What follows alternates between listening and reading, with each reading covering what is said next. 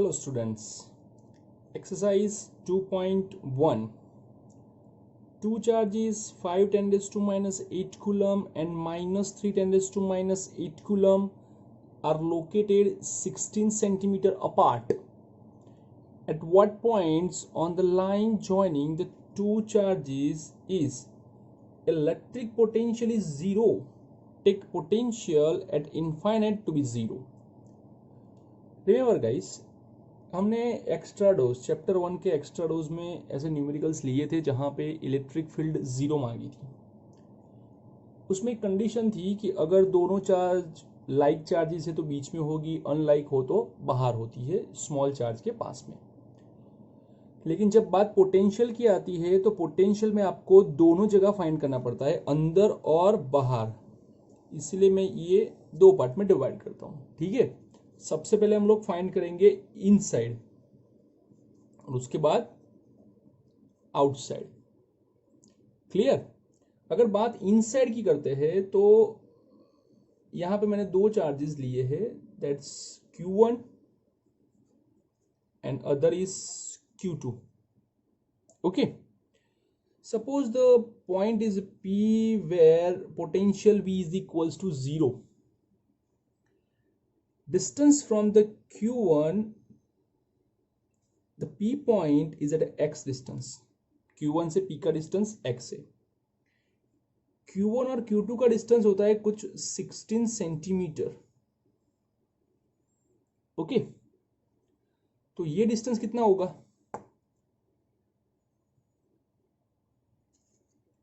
Q2 और P के बीच का 16 माइनस एक्स कितना होता है? 16 minus x. Now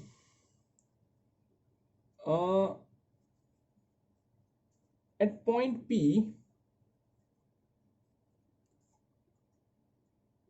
potential V is equals to 0. V means what? V1 plus V2 equals to 0. That implies V1 is equals to minus V2. Okay, what is V1? V1 is a potential at P due to Q1.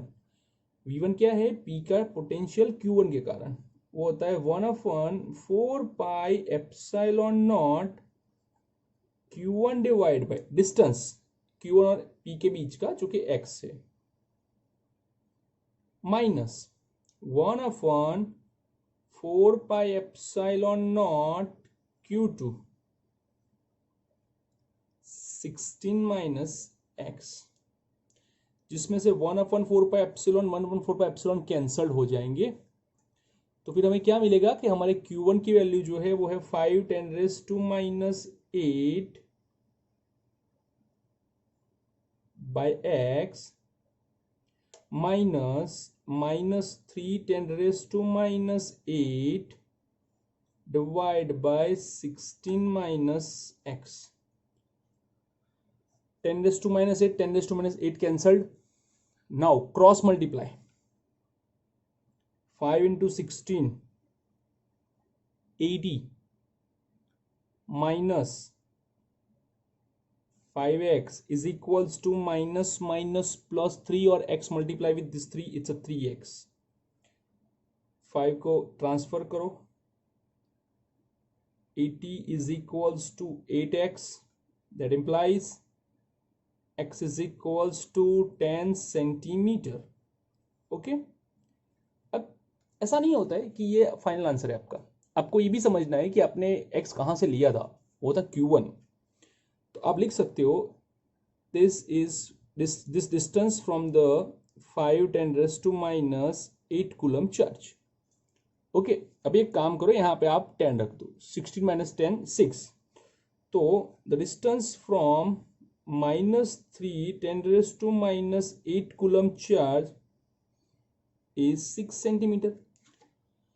मैंने ये इसलिए लिखा कि कभी कभार कोई student अगर चाहे कि मुझे ये x लेना है और ये 16 माइनस एक्स करना है तो वो उसकी चॉइस हो सकती है, उसमें कोई दिक्कत की बात नहीं है। ठीक है, तो आपको आंसर उस टाइम पे 6 मिलेगा, ना कि 10 मिलेगा। चलो अभी पार्ट 2 में आते हैं आउटसाइड पे। तो सपोज अगर हमने यहाँ पे लाइन ज्वाइन की है, ठीक है, ये रहा Q1 आपका, ये रहा Q2। पोटेंशियल का और फील्ड का पॉइंट रखने का कंसेप्ट एक ही रखो कि जो चार्ज छोटा है उसके पास में ही P पॉइंट आना चाहिए, वहां पे ही फील्ड आपको 0 मिलेगी। क्लियर? अभी ये जो डिस्टेंस है इन दोनों के बीच का वो हो जाता है 16, और ये जो डिस्टेंस है Q1 से वो हो जाता है suppose x। So this distance is what? x minus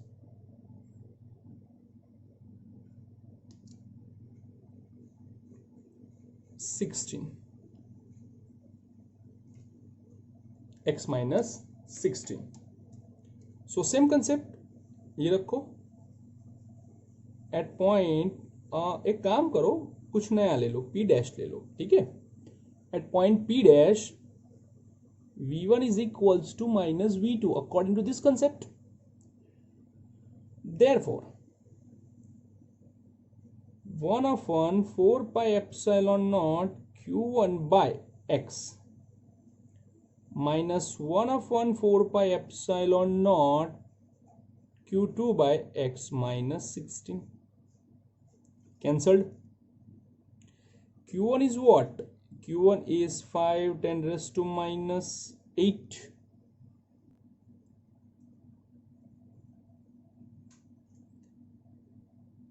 divided by x is equals to minus 3 10 raised to minus 8 divide bye x minus 16। ये minus 8 cancelled.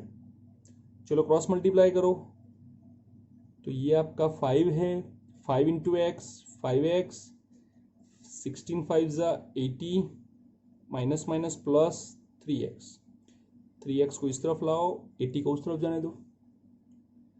It is 5x minus 3x is equals to 80, x is equals to 40 centimeter. Why? Because 5x minus 3x is a 2x. 2x is equals to 80. This distance is from 5 10 raised to minus 8 coulomb charge. Therefore, from minus 3 10 raised to minus 8 coulomb charge, the distance is, now see, x is equals to 40, 40 minus 16, it's a 24, it's 24 centimetre. Okay, तो ये रहा आपका। चलो अब बात करते हैं कुछ शॉर्टकट की। अगर ऐसे कोई न्यूमेरिकल हो तो हम शॉर्टकट से कैसे जाए। Okay, let's move. यहां पे हम थोड़ा चेंज करेंगे। क्या चेंज करेंगे कि जो डिस्टेंस हम ले रहे थे वो अभी स्मॉल चार्ज से लेंगे x। ऐसा क्यों किया समझाता हूं। JEE और नीट के जो हमने एक्स्ट्रा डोज लेक्चर 1 लिया था, जिसमें हमने इलेक्ट्रिक फील्ड का यही कॉन्सेप्ट कवर किया था, उसमें जो भी हमने डिस्टेंस x मेजर किया था फ्रॉम द स्मॉल चार्ज, तो आपके लिए ना हर बार अलग अलग याद रखने की जरूरत नहीं है कि जो भी आपका डिस्टेंस है वो स्मॉल चार्ज से ही होगा। तो ये कुछ आर है। सिमिलरली, सॉरी माय मिस्टेक हो गई यहाँ पे थोड़ी बहुत, ये आर है यहाँ पे, ये कुछ नहीं है, ठीक है। और बात करते हैं ये डिस्टेंस की, तो ये है आर प्लस एक्स, और बात करते हैं इस डिस्टेंस की, तो ये है R minus X. Clear? Last में जो हमने फंडामेंटल कवर किया था वही को पकड़ के चलो कि v1 is equals to minus v2।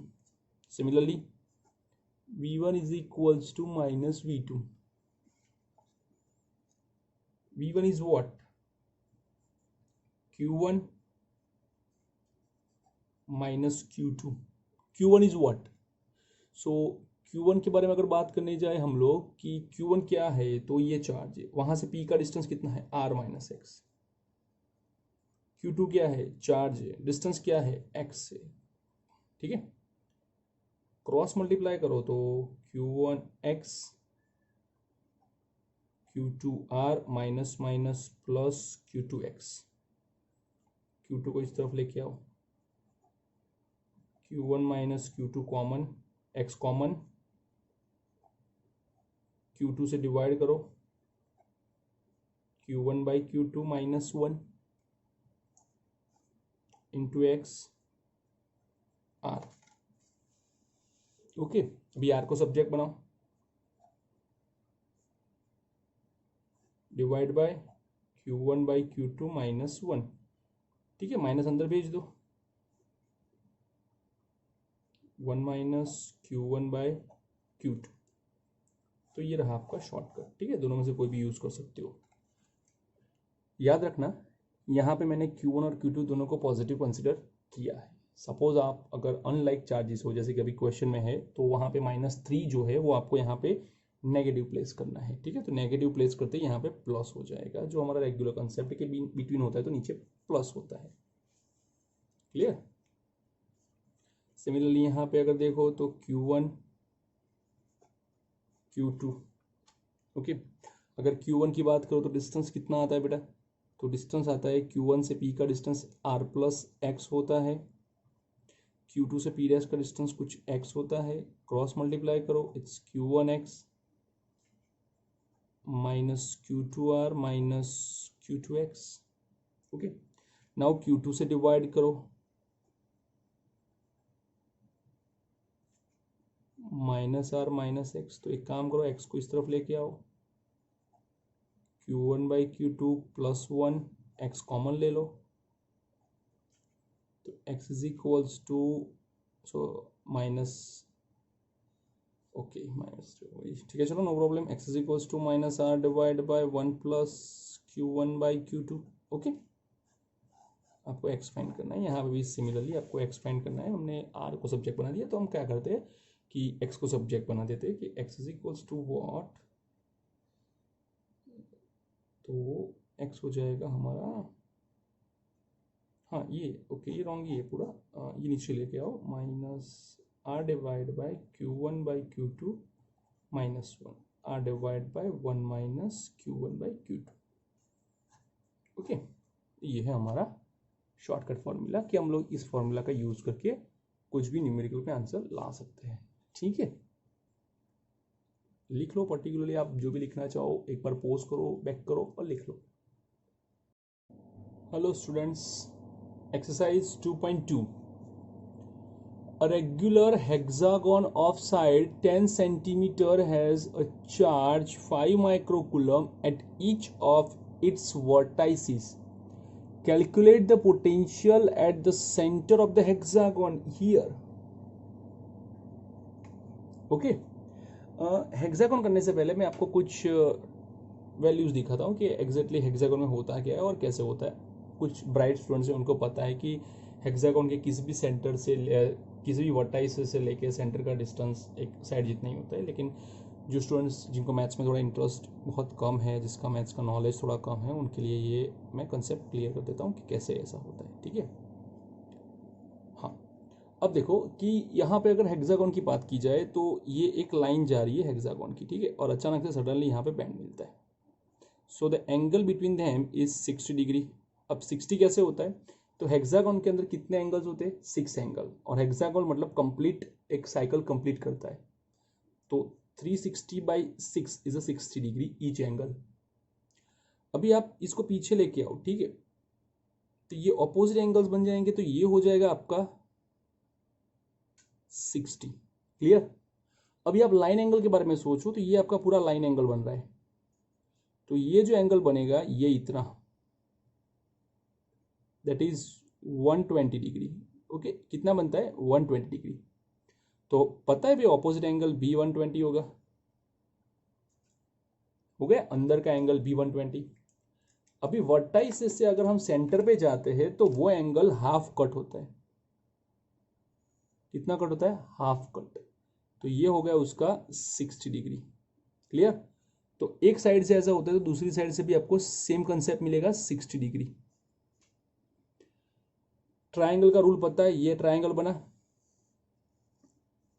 उसमें से दो एंगल मिले आपको 60 60, तो तीसरा भी अगर आप प्रॉपर्टी ऑफ ट्रायंगल से जाओ तो 60 ही मिलने वाला है, क्योंकि तीनों का एंगल का एडिशन 180 होना चाहिए। 3 angles are equal, that means equilateral angle, तो उसके तीनों साइड्स भी क्या हो जाएंगे? इक्वल हो जाएंगे। तो अगर एक की वैल्यू अगर 10 सेंटीमीटर है ठीक है, तो यहाँ से ये डिस्टेंस भी जो है वो 10 सेंटीमीटर ही मिलने वाला है। Clear? Let's go now.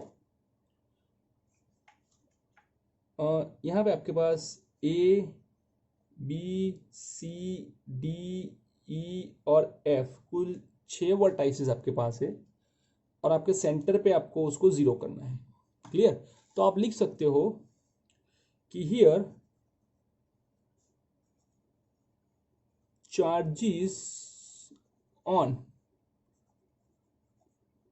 Vertices are equal, सबके पास इक्वल चार्ज है, एंड डिस्टेंस की बात करें तो ओ ए जितना है उतना ही ओ बी, उतना ही ओ सी, उतना ही ओ डी, उतना ही ओ ई, उतना ही O F is equals to something R ले लो। ठीक है, तो पोटेंशियल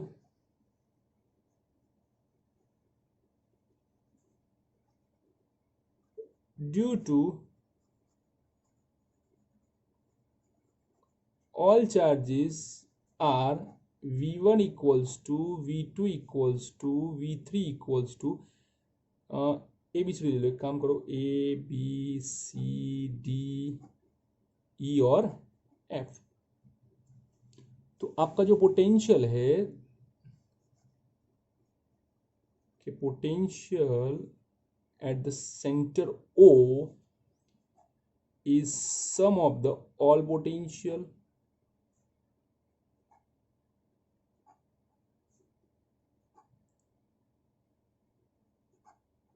सबका इक्वल है, किसी एक का लिख दो 6 टाइम्स करके, 6 it's a k q by r, k 9 10 raised to 9, q 5 microcoulomb, distance 10 centimeter, 10 raised to minus 1 meter. Okay, the value is 270, 10 raised to minus 4, sorry 10 raised to plus 4, 2.7, 10 raised to 6 volt. कैसे? तो ये -1 ऊपर गया, +1, 9 + 1 10, 10 - 6 4, 2 point काटे तो 4 + 2 6। Okay, hello students, example 3, two charges 2 microcoulomb minus 2 microcoulomb are placed at points A and B 6 centimeter apart. Suppose ये आपका A और B है, उन दोनों के बीच का डिस्टेंस कुछ 6 सेंटीमीटर जितना है। Identify an equipotential surface of the system. What is the direction of the electric field at every point on the surface? तो आप ध्यान से देखो कि जो दो चार्ज दिए हैं both are opposite, equal and opposite, मतलब एक टाइप ऐसा हुआ कि ये कुछ डाइपोल जैसा बना रहा है। तो अगर दो चार्ज इक्वल और ऑपोजिट दिए हो तो आप सेंटर को कंसिडर करो, सेंटर को, सेंटर से चार्ज का डिस्टेंस कुछ 3 सेंटीमीटर जितना होता है, दूसरे का भी सेम 3 सेंटीमीटर होता है, मतलब इक्वी डिस्टेंसेस हो गए, सेम चार्जेस। तो आप ये लिख सकते हो कि भाई potential at O is sum of 1 and 2, v1 plus v2,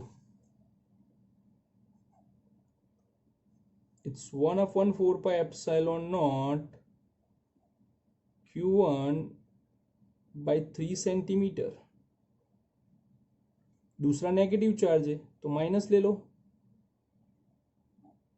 q2 3 10 raised to -2। Here q1 and q2 are same, तो आप 1 2 मत लिखो, सिर्फ q लिखो, ठीक है, ताकि एक स्टेप बच जाए। Is equals to 0, potential 0। अब समझो जो मेन कॉन्सेप्ट है वो कि अगर ये दो ए और बी है, उसका सेंटर है, उसके सेंटर से कोई भी पॉइंट ले लो, भाई ये परपेंडिकुलर लाइन एक लेते हैं हम लोग, लाइक दिस। उस परपेंडिकुलर लाइन पे आप कोई भी डिस्टेंस, ये रहा आपका r, ठीक है, तो यहां पे भी आपको r ही मिलने वाला है। सिमिलरली कोई r डैश ले लो तो ये भी r डैश ही होगा।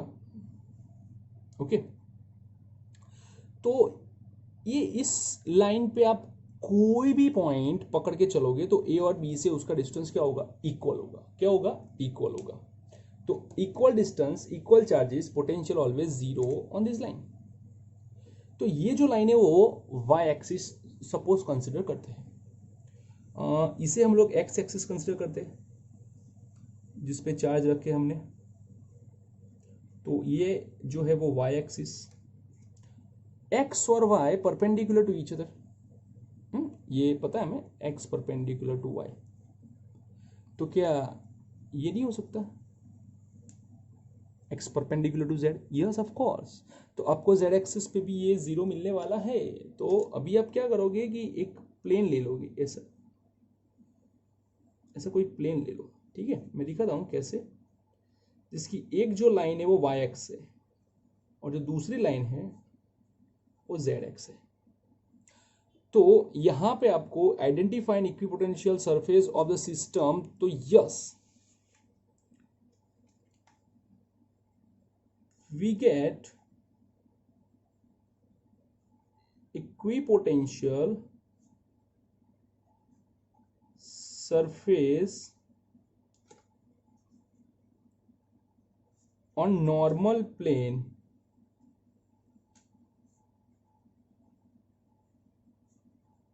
of line joining A and B. A और बी को जो लाइन ज्वाइन करेगी उसका नॉर्मल, मतलब कि उसका परपेंडिकुलर होगा, वहां पे हमें इक्विपोटेंशियल सरफेस मिलेगा। Okay, second question, what is the direction of the electric field at every point on this surface? Okay, electric field क्या है? तो electric field always from positive to negative. और दूसरी बात, इक्विपोटेंशियल सरफेस के अंदर electric field is always perpendicular to the surface, theoretical concept. So electric field is perpendicular to plane. Okay, और direction क्या होती है, पॉजिटिव टू नेगेटिव। पॉजिटिव मतलब ए, नेगेटिव मतलब B. Electric field is perpendicular to plane in A B direction, in A B direction. Okay, लिख लो।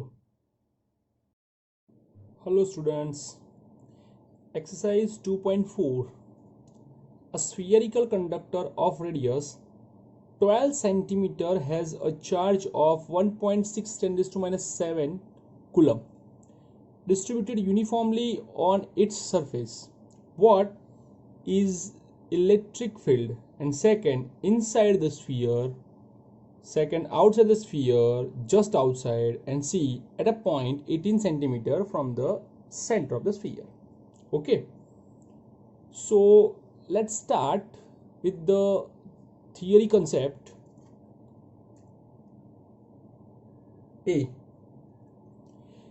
electric field inside conductor is zero.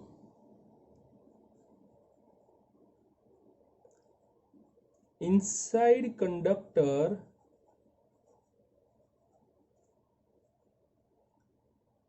is equals to zero. Simple, theory concept में बात हुई थी। B, just outside the sphere, just outside मतलब कि ये sphere है, उसकी जस्ट आउटसाइड मतलब ये एकदम बाहर की close border.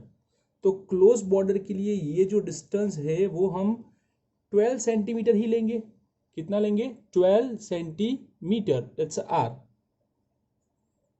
So formula is V is equals to 1 upon 4 pi epsilon naught Q by R.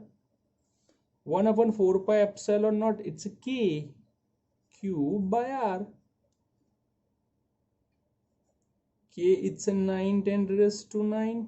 Okay, oh sorry, my mistake. It's electric field मांगा है, then R square. Charge is a 1.6 10 raised to minus 7. और electric field के लिए R square, R मतलब 12 centimetre, 12 का square 144 10 raise to minus 7, मतलब ये जो 12 सेंटीमीटर है हम लोग इसे कंसिडर करेंगे 12 into 10 raise to minus 2 metre, और उसका square 10 raise to minus 4. Okay, 1.6 into 9 14.4 10 raise to 2 divide by 144 10 raise to minus 4. Okay, अभी थोड़ा सिंप्लीफाई करते हैं कि -4 जो है उसे ऊपर भेजते हैं, और ये जो 2 है इसे दे देते हैं 1440 10 raise to 4 divide by 144, cancelled, तो ये हो जाएगा 10. It is a 10 raise to 5 volt per metre. Okay, चलो सी ले लो. एट पॉइंट 18 सेंटीमीटर, मतलब कि ये जो स्फीयर है 12 सेंटीमीटर पे उसकी सरफेस है, तो ये हो गया आपका 18 centimetre distance. So electric field is K Q by R square. 9 10 raised to 9, it's a 1.6 10 raised to minus 19 divided by 18 10 raised to minus 2 whole square. So ये डिवीजन आएगा कुछ 0.044 10 raised to 19, sorry my mistake, it's 7. 9 minus 7 it's 2, और इसका हो जाएगा -4, ऊपर जाएगा +4, मतलब कि 6. 4.44 10 raised to 4 volt per metre. Okay, तो ये है आपका एक्सरसाइज नंबर 4. इसमें अगर हम लोग थोड़ा एडिशनल जाए कि भाई मुझे पोटेंशियल भी फाइंड करना है. क्या फाइंड करना है? पोटेंशियल. तो क्या होगा? तो थ्योरी के कंसेप्ट के हिसाब से कंडक्टर के अंदर का पोटेंशियल और उसकी सरफेस का पोटेंशियल क्या होता है? सेम. तो अगर केस स्टडी की बात की जाए ए और बी की, तो पोटेंशियल उसमें कॉमन मिलेगा के क्यू बाय आर. ओके, और सिर्फ सी में आपको चेंज मिलेगा, वो मिलेगा के क्यू बाय कैपिटल आर. ठीक है, आप ये दोनों गिन के लाओगे और नीचे आप कमेंट सेक्शन में इसका आंसर दोगे कि भाई क्या क्या आंसर आता है 1 और 2 में. इसको हम लोग 1 कंसिडर करेंगे, इसको हम लोग 2 कंसिडर करेंगे. फिर से समझो, स्फीयर के अंदर और स्फीयर के आउटसाइड का पोटेंशियल सेम होता है. थ्योरी में बात हुई थी कि अंदर का पोटेंशियल 0 होता है. अंदर आपको कहीं भी आना है तो बाहर आने तक जो वर्क करना पड़ता है सेम होता है. तो बाहर के सरफेस और अंदर का पोटेंशियल आपको सेम मिलेगा, और जो 18 सेंटीमीटर का पोटेंशियल है वो आपको कॉमन फॉर्मूला से यूज करना पड़ेगा के क्यू बाय आर से. Okay, I am waiting for your answer. Hello students, exercise 2.5. A parallel plate capacitor with air between the plates has a capacitance of 8 picofarad. Suppose अगर ऐसा है, ठीक है, जहाँ पे दोनों के बीच का डिस्टेंस जो है वो कुछ d है. Okay, this time capacitance is 8 picofarad and its formula is epsilon naught A by D. Okay, now what will be the capacitance if the distance between plate is reduced by half? by one solve करो. ये जो plate है अब उसके बीच का distance जो है वो हाफ हो गया. देन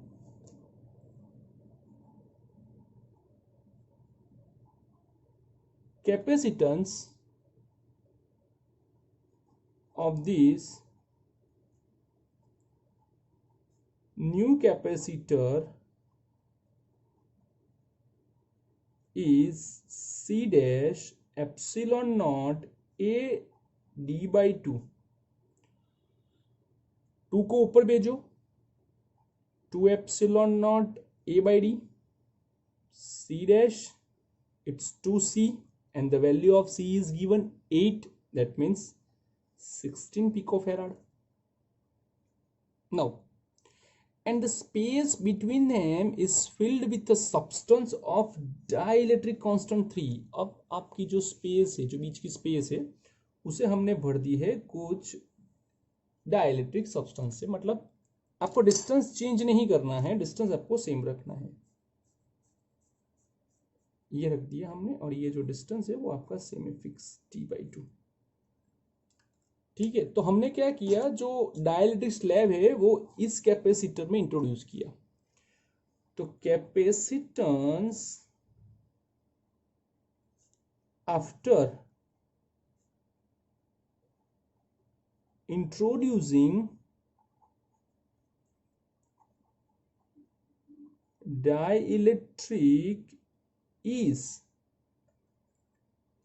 यहां पे आप C0 ले लो। ठीक है, तो C is equals to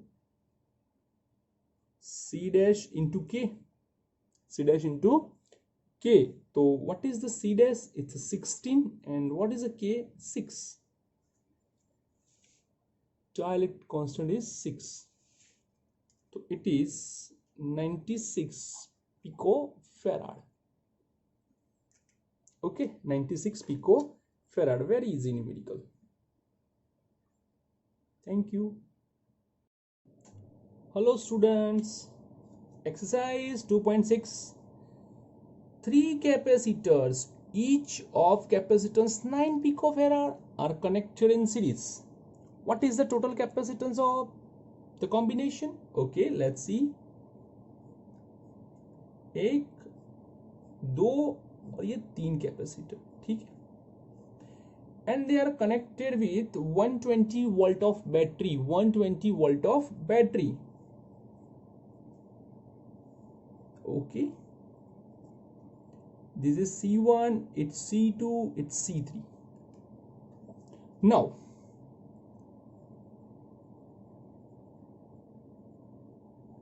this combination is series, therefore 1 of 1 equivalence capacitance is 1 of 1 C1, 1 of 1 C2, 1 of 1 C3 का sum। it's 1 by 9, 1 by 9, 1 by 9, it is 3 by 9। पलटो, C equal 9 by 3, it is 3 picofarad।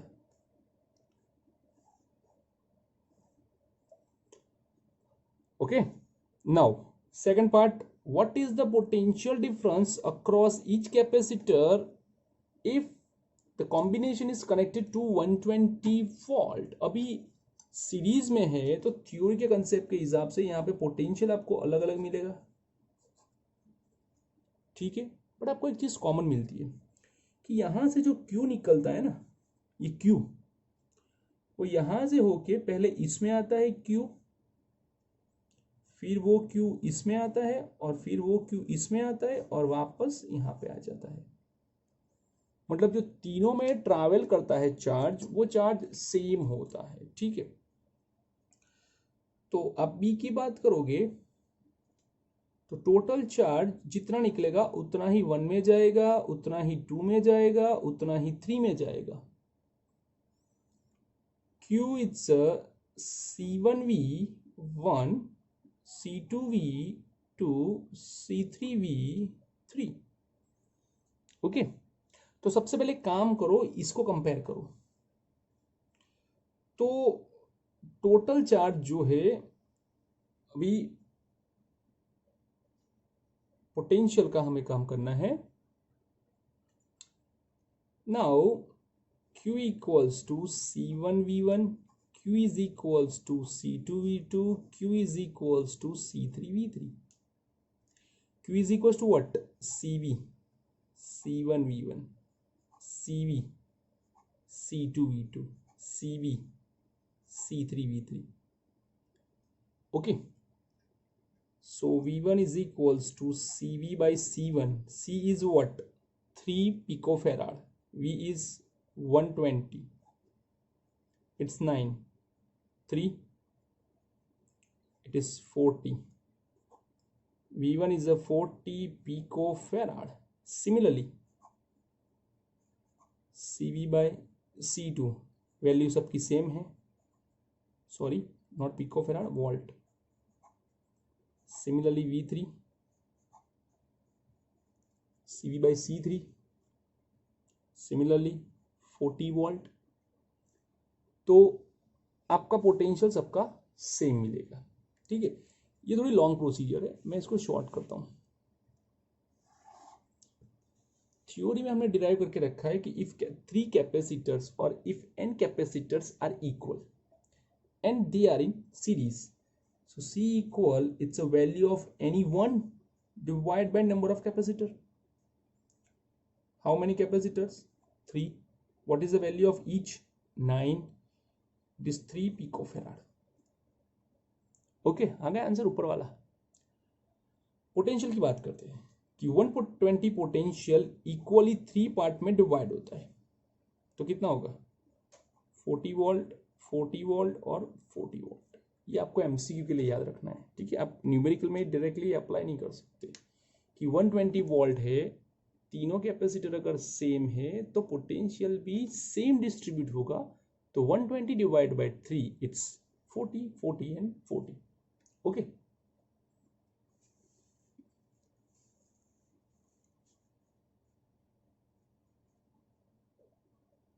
लिख लो. Hello students, exercise 2.7. 3 capacitors of capacitance 2 picofarad, 3 picofarad, 4 picofarad are connected in parallel. Let's draw them parallel.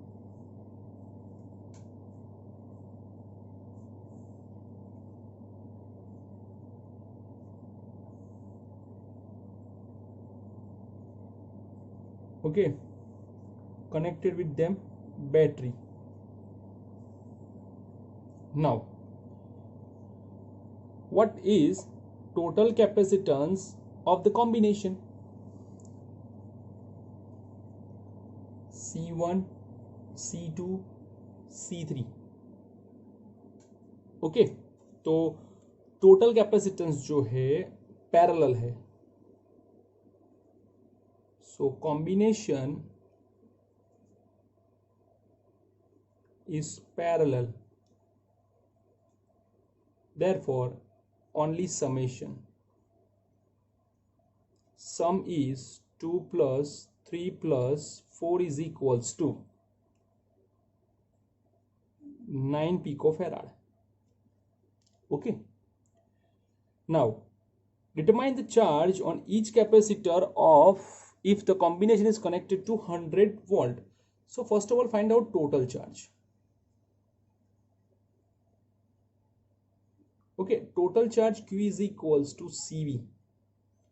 9 10 raised to minus 12 and it is 100, मतलब 10 raised to 2.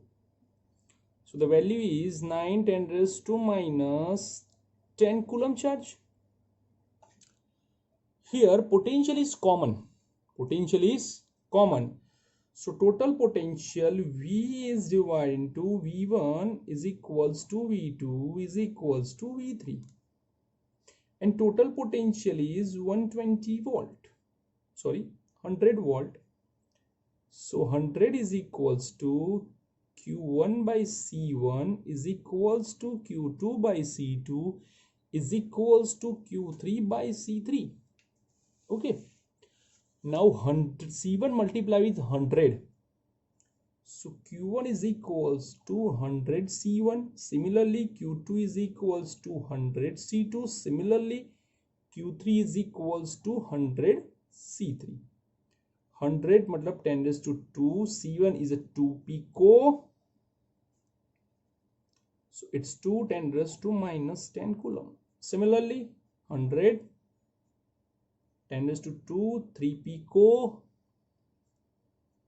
-12, 10 coulomb, 10⁻², 4 pico,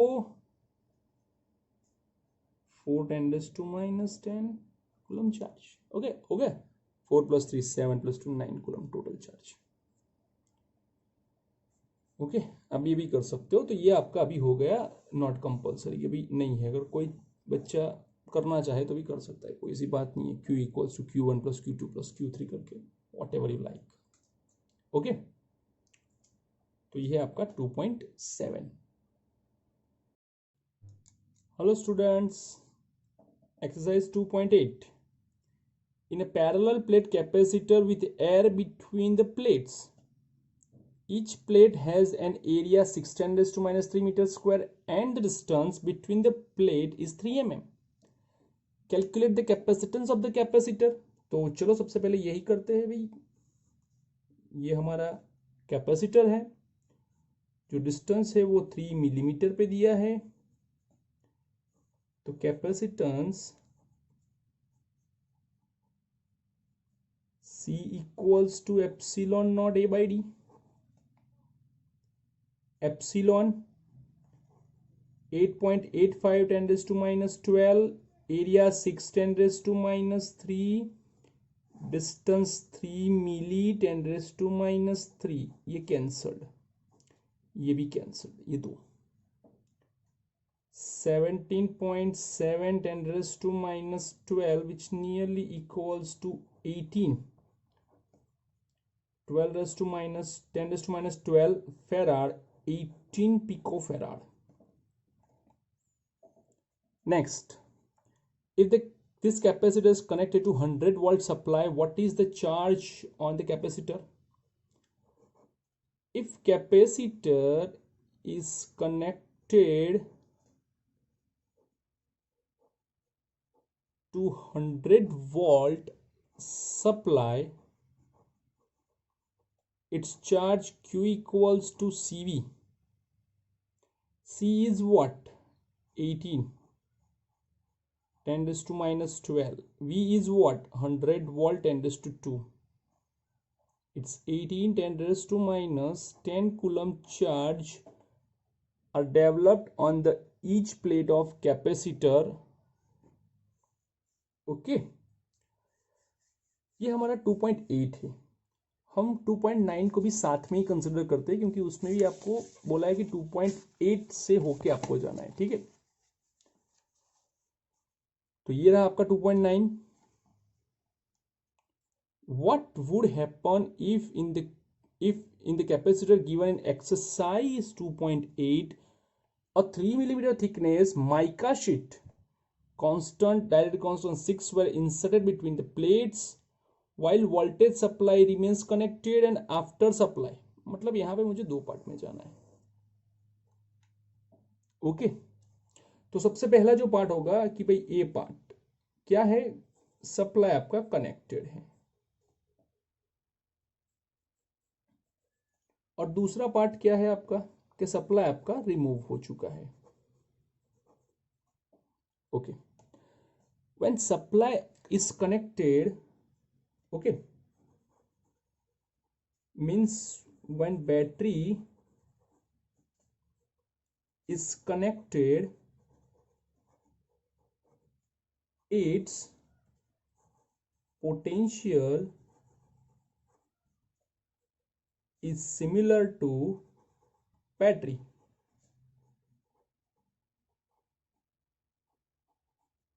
मतलब V is equals to this time also 100 volt. Okay, now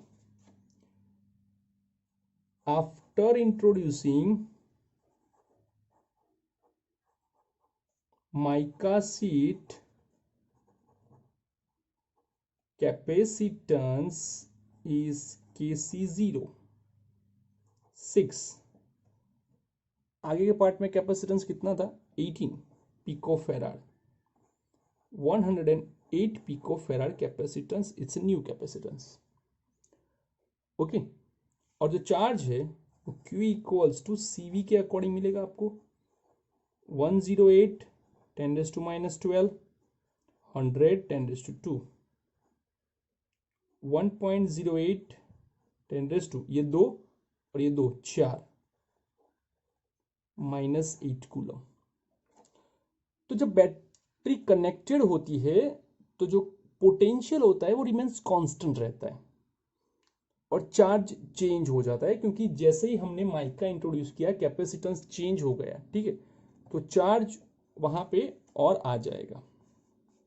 अब ध्यान से देखो, अगर आप battery को remove करते हो, ठीक है, तो बैटरी रिमूव होने से चार्ज में कोई फर्क नहीं पड़ रहा, क्योंकि चार्ज एक बार वहां पे हमने इंसर्ट किया प्लेट पे, फिर प्लेट के दो प्लेट के बीच में जैसे डाइलेक्ट्रिक हमने इंट्रोड्यूस किया तो उससे प्लेट के ऊपर के चार्ज को कोई फर्क नहीं पड़ने वाला, क्यू रिमेन सेम। कौन सा? ये वाला नहीं होगा, वो आगे वाला होगा, ठीक है, आगे वाला कौन सा? ये वाला 18 10 to minus 10 कूलम। तो 18 10 to minus 10 कूलम आपका मिलेगा। आपका जो सी है वो सिमिलरली आपको माइका डालने से जो कैपेसिटेंस मिलता है वही मिलेगा, बैटरी हो या ना हो कैपेसिटेंस में कोई फर्क नहीं पड़ेगा, लेकिन हाँ उससे वोल्टेज फर्क पड़ जाएगा। V equals to V naught by K, V is 100 और जो K है वो है 16.67 वोल्ट, इट्स न्यू वोल्टेज। जो बैटरी रिमूव करते हो तो charge remains constant, potential change हो जाएगा। बैटरी कनेक्टेड है तो पोटेंशियल से चार्ज चेंज हो जाएगा, ठीक है, ये याद रखो और लिख लो। Hello students, exercise 2.10, a 12 picofarad capacitor is connected to 500 volt battery. How much electrostatic energy is stored in a capacitor? कितनी होगी स्टोर? तो मेरे पास C की वैल्यू है, मेरे पास V की वैल्यू है और एनर्जी इन द कैपेसिटर पता है। Energy in capacitor is U equals to half CV square, half C 12 pico और 50 का स्क्वायर 2500, ये हो गया आपका 6, 150 10 रेज टू माइनस 12, 4 पॉइंट काट दो, 1.5 10 रेज टू माइनस 8 जूल, इतनी एनर्जी आपको मिलनी चाहिए। Okay, thank you for watching this video. Hello students, exercise 2.11, 600 picofarad capacitor is connected by a 200 volt supply, is charged by 200 volt supply. It is then disconnect from the supply and is connected to another uncharged 600 picofarad capacitor. How much electrostatic energy is lost in this process? Okay, चलो सबसे पहले देखते क्या करना है हमें। तो सबसे पहले तो कैपेसिटर को बैटरी के साथ कनेक्ट किया तो आपको दो चीज फाइंड करनी पड़ेगी, एक है एनर्जी और दूसरा है charge. Okay, so first of all energy in capacitor is U equals to 1/2 CV square. C 600, 6 into 10 raised to minus 10, V 2 square 4 और उसका स्क्वायर 00 का और 20 3, 12 10 raised to minus 6 जूल, इतनी एनर्जी हमें मिलती है। ओके, क्या करना है? U equals to half CV square का यूज करना है और 200 वोल्ट का सप्लाई यूज करना है। Now charge Q is equals to CV 6 10 raised to minus 10 into 200, it is 12 10 raised to minus 8 coulomb charge. Okay, इतना चार्ज मुझे मिला। अब मैं क्या करूंगा कि आगे देखेंगे कि इस कनेक्टेड टू, मतलब सबसे पहले इसके पास जो चार्ज था वो ऐसा था। मैं आपको दिखाता हूं दोनों फिगर ड्रॉ करके, ताकि आपको पता चले एग्जैक्टली प्रोसीजर क्या हो रही है। ये देखो, इसके पास चार्ज था, तब ये कैपेसिटर पूरा खाली था, लिखा यहां पे अनचार्ज 600 पिकोफेराड कैपेसिटर। अब जैसे ही कनेक्ट किया आपने कंडक्टिंग वायर के साथ, तो डेफिनेटली क्या होता है वहां पे कंडक्टिंग वायर के साथ जब वो चार्ज होता है तो वहां पे चार्ज का एक्सचेंज शुरू हो जाएगा। कैपेसिटर इक्वल है, मतलब इक्वल इक्वल चार्ज वो लोग ले लेंगे, हाफ हाफ। ठीक है, ले लिया। तो now charge in each capacitor is Q equals to Q1 equals to Q2 equals to Q by 2, 6 10 raised to minus 8 coulomb. Okay, charge आ गया। Now let's talk about energy. Energy in each capacitor, देखो अभी हमारे पास potential नहीं है, ठीक है, तो हम लोग क्या यूज करेंगे, Q1 स्क्वायर। Q कितना है 6, 6 का स्क्वायर 36, 2 कैपेसिटर 6 माइनस 10, 6 2 जा 12, 3 जा 36, 3 10 रेज टू माइनस 6 जूल। ये हो गया आपका U1 और यही हो जाएगा आपका U2। So U1 equals to U2. Now this time total charge of system कितना होता है, सम U1 plus U2, 6 10 raised to minus 6 joule, इतना होता है। Clear, 6 10 raised to minus 6 joule. तो यहाँ पे कुछ लॉस हुआ, लॉस कितना हुआ, तो ये ले लो आप U और ये ले लो आप U डैश। तो U dash minus U, it's 6 10 raised to minus 6, 12 10 raised to minus 6 is equals to minus 6 10 raised to minus 6 joule energy का लॉस होता है। तो इतना वर्क हुआ कि आधी एनर्जी लॉस हो गई। और वर्क क्यों हुआ, क्योंकि ये जो कैपेसिटर पहले अनचार्ज था, उसे चार्ज करने में इस कैपेसिटर ने अपने चार्ज को यहाँ पे भेजा। तो कोई भी चार्ज ऐसे ही नहीं जाता है, उसके लिए एनर्जी देनी पड़ती है, वर्क करना पड़ता है, और जो वर्क हुआ उसके कारण एनर्जी लॉस होती है। ठीक है।